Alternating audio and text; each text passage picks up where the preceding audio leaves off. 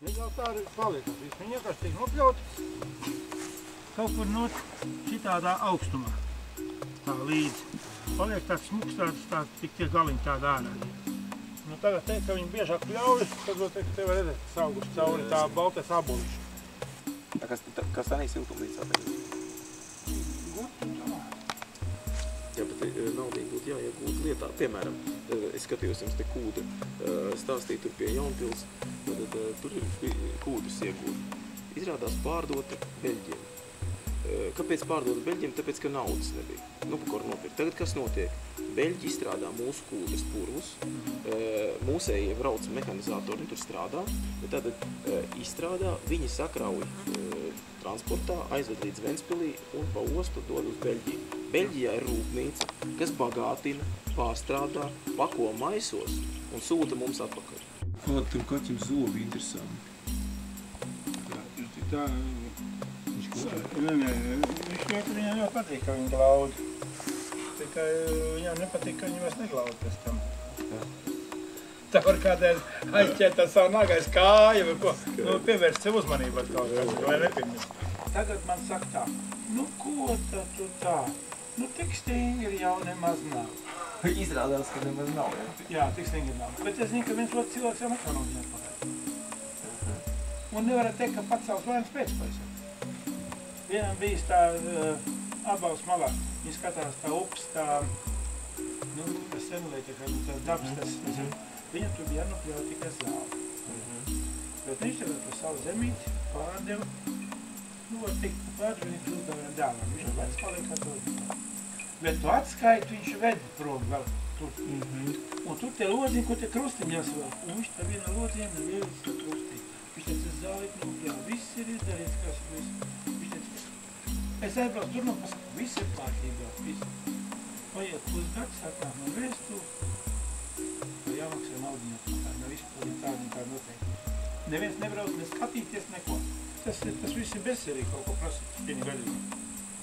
Jo tu pats esi apņēmies, pats tu esi devis parakstu, ko tu izpildīsi tāds un tāds Eiropas prasības. Neko neatjaunoja. Tā viss ir zemē, te kaut kur ierakstīja, kā vecā māja. Šī tagad nav jauna, ja? Šito te māju, dēls aizbrauc uz Norvēģijas, uz Sīvu pastrādāja. Sapelnīja.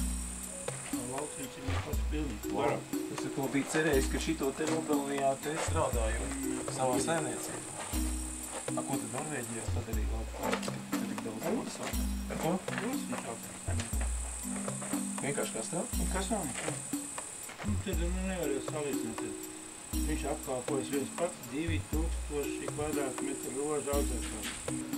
Saimnieks atnākiet no rīta, paskatās, vai izslēgusies apkuru, un laistīšana laikam kaut kas. Pārējais viņam pašam viss miglošana un ziedpiriešana. Pie tās iestādīšanas, tad tur viss sanāk, lai ātri iestādītos ar to platību. Nav, kad uz plānu. Viss siltumnīca pa jaunu uztaisīt. Arī tās tālākās? Jū, tas viss iesnīs. Man tā daudz ir palīgāt ir jau to sniegu un kračs. Viņam, nu mēs tā uztaisījām, te var redzēt, starps ir pa 2 metri, tur ir 3 metri. Un viņam, mēs liekam vēl iekšā klēvu, iekšpusē. Un viņam pat iekšā slapš, un tas baigi ātri. Es nezinu, ka 2 kāds no augstu apakšas. Jā. Un viņš ātri pūstam un klopā. Un tad, kad jūtam, ka nu ir ziepes, ka pušas, kā saka, sagāzīsies viss, gāja iekšā nāc griezam pušu klēvu. Tad izrādījās, kad iekšā bija 60-70 centimetrs sniegs. Sakrājies ar visu ledu, ar visu to, ka mēs bijām jau tīrījuši vairāk spējas. Ar visu to, jo viņš vienkārši paliec šitā uz iekšu. Un ārpus tā garām viss ļoti skaisti.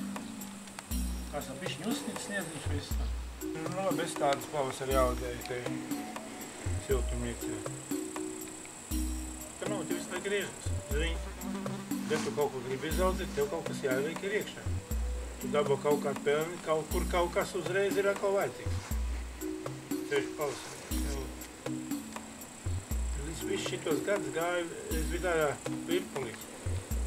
No bankas paņem aizņēmumu, jo praktiski es sāku pliks, man nekā nebija, nekāda iekrājuma tiem padomjas laikiem. Mēs jau visu laiku dzīvojam reku gudiņu. 11 gadus. Cik? šit. Pa priekšējā vagoniem. Tad piebūvēt loklāk. Kopēc un tiek, ko tu gari. No kurienes tie, bet kā jūs teicāt, ka tā tev atsacās? Tie viss bēdzās, tas nekā kaut kur nomalē. Te kaut kur kādreiz palaid govas paganīties šurp, kaut ko tādu, kad zālīt nopļāva. Jā, padomu laikos, tā kur dzīvojot. Citur to kur? Un tad apguvāt zemi, un tad atgriezāties. Jā, vienkārši bija tāds jautājums, nu, te pagastā, tur gāja par to, kas vai pieteiksimies paši, jeb tad jāraksta atteikšanās, kad atdos citam. Mums, padomos, 3 dēli ir, nu, tā ir galīgi, ka mēs neviens neko. Bet tur bija tāds laiks, ka tev pasaka, ka jānāk šurp, zin, ka, nu, kaut kur bija tā jocīga ap sirdi. Bet tā dot arī negribēs kādam citām. Tad mēs ar 2 brāļiem sarunājam, kad abri nāks te kopā strādās, sadalījam to zemi kaut cik tās pusītām visu. Brāļi strādāt? Ne? Vienīgais izturīgais. Nu, bet nu arī labi.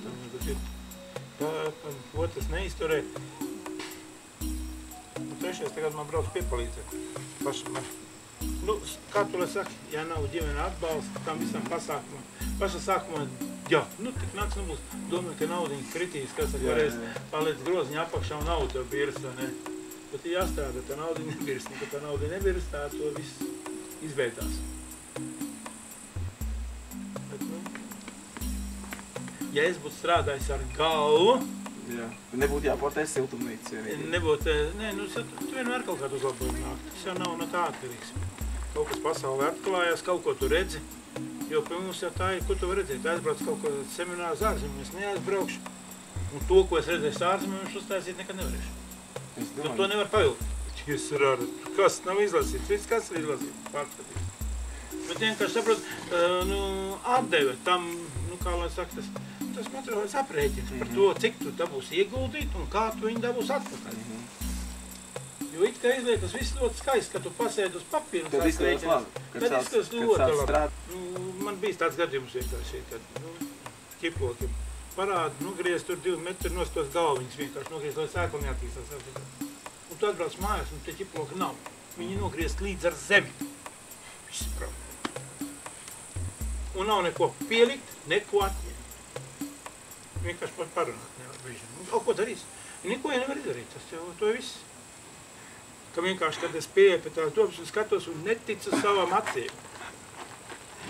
Saprot? Vienkārši, kādreiz saka, cilvēks tuvums ir vienkārši neaptverams.